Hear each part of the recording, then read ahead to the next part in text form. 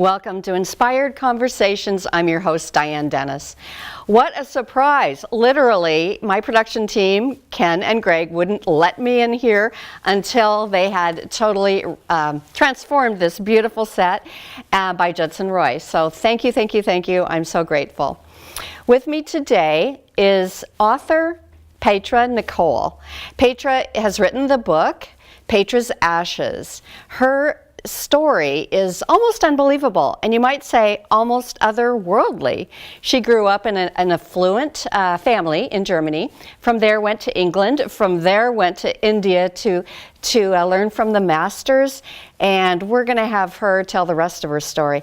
But one thing you need to know, she's going to talk about her near-death experience. And if you have never talked to someone who's had a near-death experience, you're going to be pretty amazed. She's going to tell us who she saw and what was said. We'll be right back after a word from our sponsor. Judson Roy is a full-service interior design, staging, and furniture establishment. Located in the heart of Canby, Judson Roy is your complete decorating solution. Whether you're in need of furnishing a new home, updating your decor, or staging a house to sell, Judson Roy will assist you with their experienced sales and decorating staff. Be sure to look at their website, judsonroy.com. Welcome back. I'm your host, Diane Dennis, here on Inspired Conversations. With me today is Petra Nicole. Petra, thank you so much for joining me today. I didn't talk about the fact that you are an emotional healing coach. Describe that a little bit. Emotional energy therapy. Oh my, okay. Yeah. We can talk about that a little bit later, but I want to get right into your story because this book, Petra's Ashes, I mean, I honestly, halfway through, I go, how could this just be one person's life? Mm-hmm. It seems like you've lived 3 lifetimes in one at a young age. Mm-hmm. So tell me about the first thing that really mattered in your life, that changed your life. You had a near-death experience. Tell me about that. Well, I was 9 years old, and I had a bout with whooping cough before. And I was a very precocious little child. I wanted to be in on all the action, and I was sick. And I decided to go to my aunt's house for the night. And my mother didn't really want me to go, but I had convinced her that it was a good idea. And the next day, I could feel it at night. I had these cold shivers running down my spine, and I knew something was really wrong. And my aunt took me to the doctor the next morning. And I remember clearly him reprimanding my aunt and saying, you know, take this child home and cover her up. And so he gave us some medicine, and when I got home, my mom was upset with my aunt and upset with me. And it was a very snowy, ice-cold day, you know, in Bavaria, in a little village outside of Munich where I grew up. And sounds like everybody's blaming each other for your cold. Yeah, and my mom, I remember my brother had lost his gloves that day, and they had to run out and get him some gloves. And so this is Germany, and it is very cold in the winters in Germany, I hear. Very, and it snowed. I mean, the most amazing snowflakes. And we had this glass door right by the bedroom. And so I was laying there looking out, and I saw the snow falling with the moonlight. You know, it was getting dark very early, and my mom left. And when they got back, they found me almost dead under the coffee table. Wow. You know, I had collapsed, and it was an amazing experience for me to wake up suddenly and not be able to breathe. And I was standing up and moved my arms up and down to get my lung passages open, to get my breathing going, and then I just blacked out at one point. And so when my mom got home and screamed so loud that I came to for a few minutes, and then they took me to a hospital called Steinhöring, a little town where there was a lot of Nazi activity in that town. So that was not something at the time. No. That was in 1970 when this happened. But you look awfully good. But this was a hospital that was used for, breeding the Aryan race. So it was actually something I found out much later. And my mom, Which added to a lot of trauma at the time, but we're going to get to that later because right now you're yeah, on the edge here. yes. So when we got to the hospital, my father and my mother were at the hospital with me, and I saw my dad from the ceiling, and I thought it was very strange because I saw him from the ceiling. So you're out of your body, or at least that's what you're experiencing and sensing. Well, it was so strange because I saw my body laying on the hospital bed with my father's tears dropping on my face and my mother sitting outside. So I was in several locations at the same time. Wow. And I saw the doctors scrubbing up, and I saw my father and my mother. And what was so cool, I mean, and now I can say it was cool, maybe in that moment it wasn't so cool, but I felt the energy. I felt my father's grief, and I felt my mother's despair. So that's what a So- lot of people say when they have near-death experiences. It's an expansion. You're just not in your own little life. You are somehow bigger, looking at everything and feeling other people. It feels like you're multidimensional. So you feel everything, and there's only love. And then I shot through this cloud of a tunnel. It was, clouds everywhere, but in the middle was this light. And it shot me through that like a speed of light. Well, that is a cliche that people make fun of. I saw the light. Did they really? It was hallucinations. But you've been through it, so you believe it. I experienced it. So it was very real. And I came out in this gigantic library, like a floating library in the sky that had no end. Isn't that perfect? We love books. When we go, we're going to be surrounded by books. Yeah? Yeah. Well, now I know, later, after I was starting my work, I know it was the Akashic Record. Oh, wow. The Akasha is a place where all records go. All of our actions, deeds, thoughts are recorded somewhere in this universe. So this was a representation thereof. I don't know if a lot of people even understand what the Akashic Records are. Let's see if we can get to that, because I want to stick with this thing about this experience that you had, almost dying, leaving your body, having this expansion, and I think you had a conversation when you were on the other side. Well, I saw elders standing, like ancient elders with these cloaks on.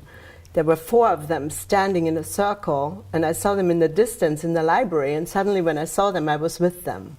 Wow. And I looked up, and there was Jesus. And you knew. Well, yeah, because I'm Catholic, or I grew up Catholic, so I knew what Jesus looked like.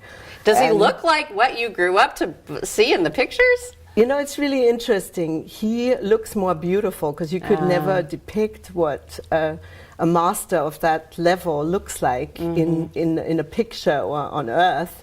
But when you're on the other side, his eyes were so blue and illumined. It was everything was moving. So it was amazing. Wow. And one of them had a big leather-bound book in his hand, and he was looking for my name.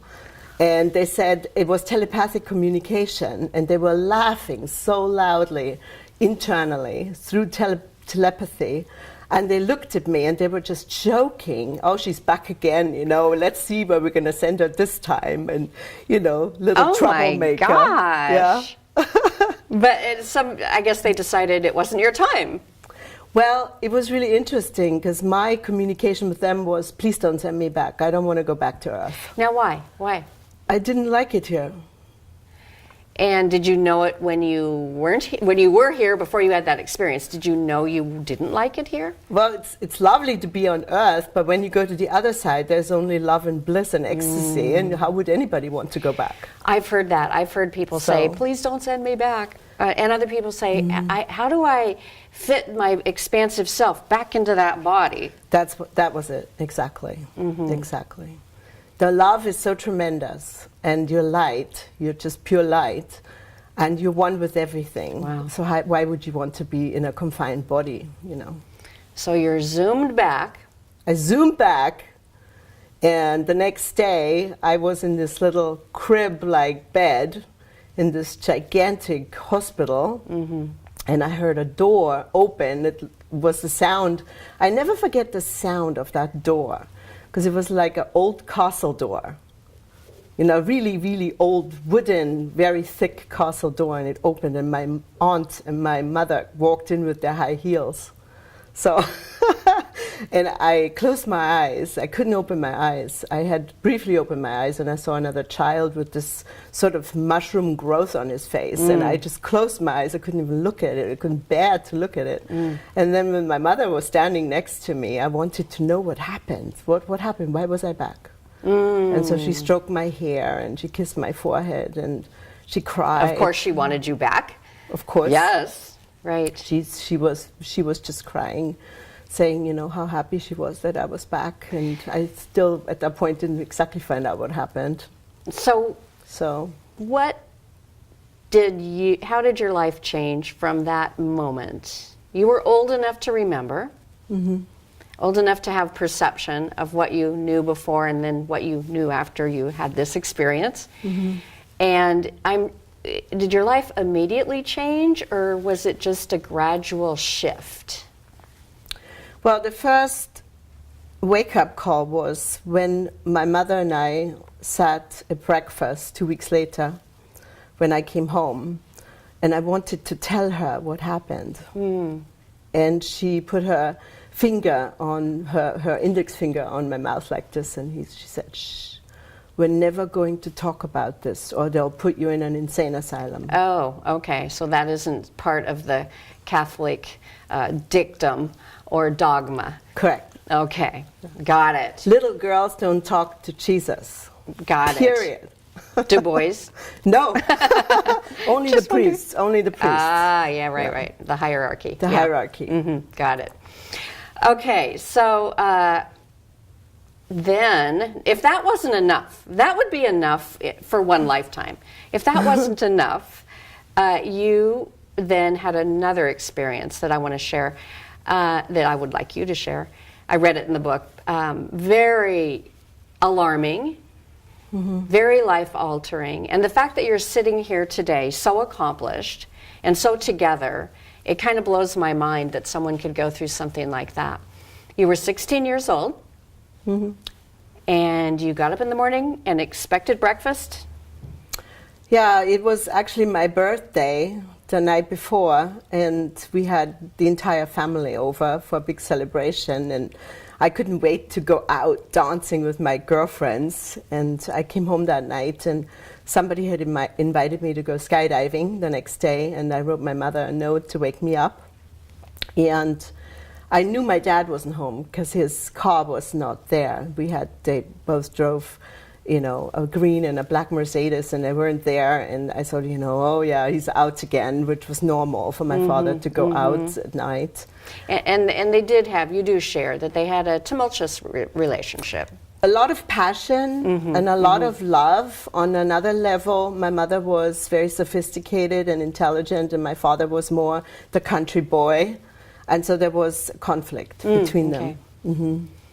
And so when she came to my bed at night, she put the alarm clock next to me and, you know, basically wake yourself up.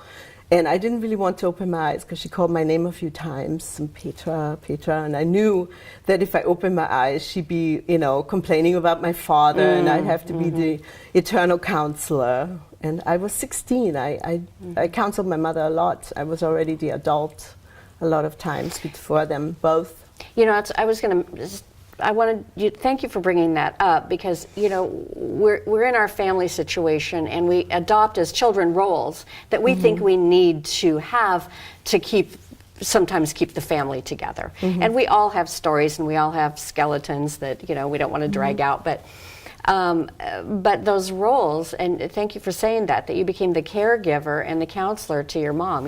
But you're 16, you know, it's your time to go dancing and skydiving. Well, and she'd often say to me, if anything ever happened or I'd leave, she'd want to die immediately. So there was that pressure. Wow. Of, oh my God, I'm never going to be able to leave. Right, a dependency. I can never leave. So Wow. when I got up the next morning, I found her dead in the kitchen. And it was very eerie, because I walked downstairs and I remember being in this space where I thought, something's not right. Well, it doesn't smell like the coffee pot is on. I don't smell coffee. I don't smell the fresh rolls from the bakery. And I'm not hearing music playing in the background. Why? Wow. So that was that moment. And when then I walked into the kitchen and she you was see the unimaginable. the unimaginable. Yeah. Wow. And even though I knew she was dead, on another level, I didn't want to believe it. And at that point, my life collapsed a little bit. Wow. Yeah.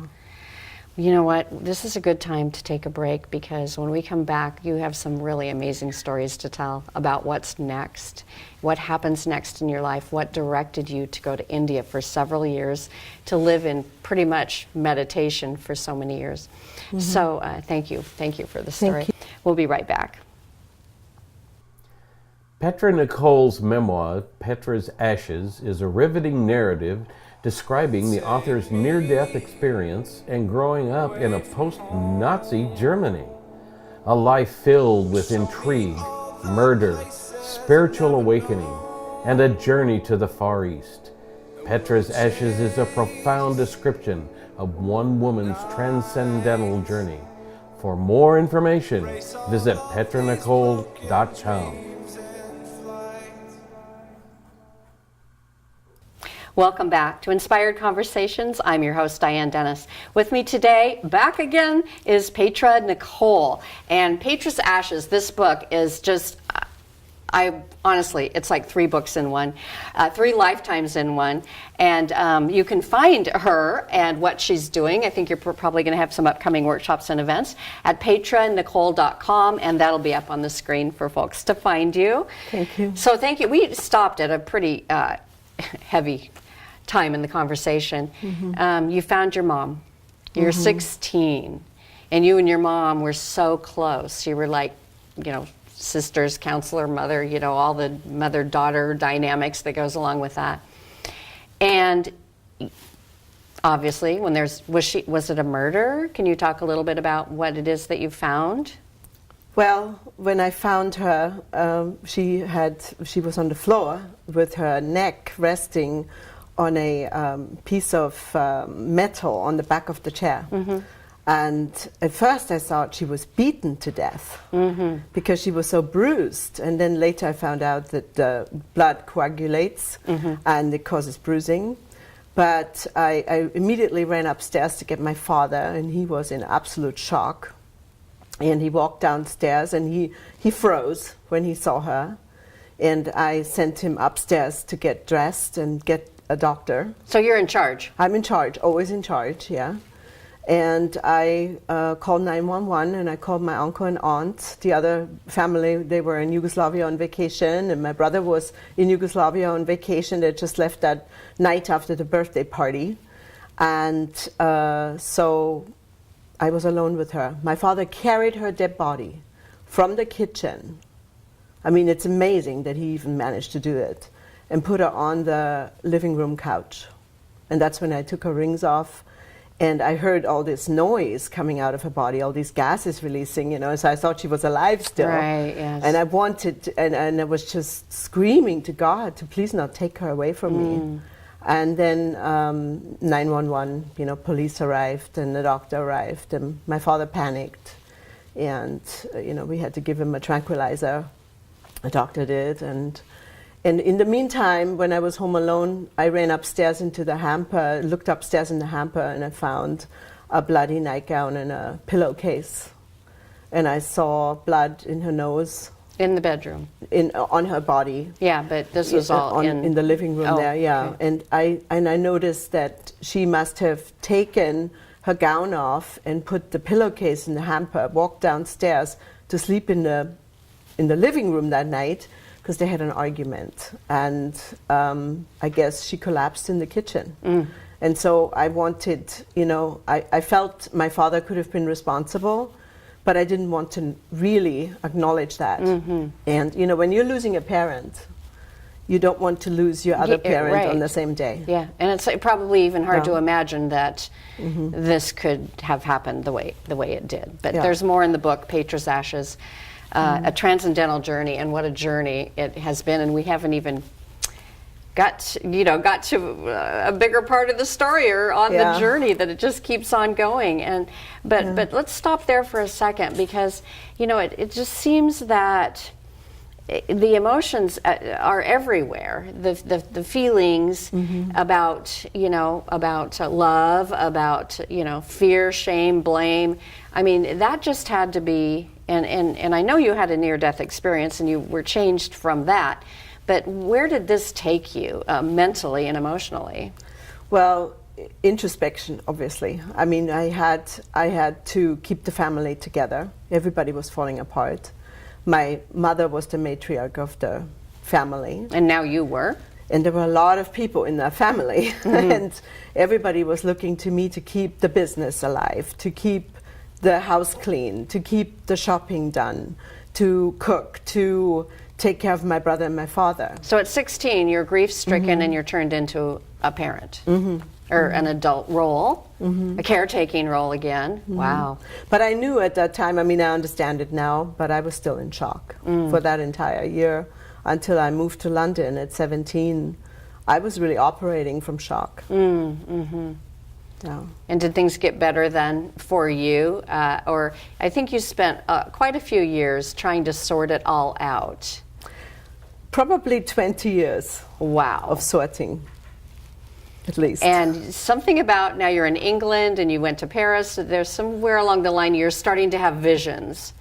Well, I went to London to be an au pair so that I could escape Germany and my father and leave. And there's a lot in the book about all the details, because there were so many details. Yes, and you, like I said, And like we I don't said have on enough time now. Like I said on the break, you're a great storyteller. The book is really colorful. I mean, it really, the imagery is so strong that you're in the story. I'm in the story with you, and that's how, after I finished it, I felt so close to you.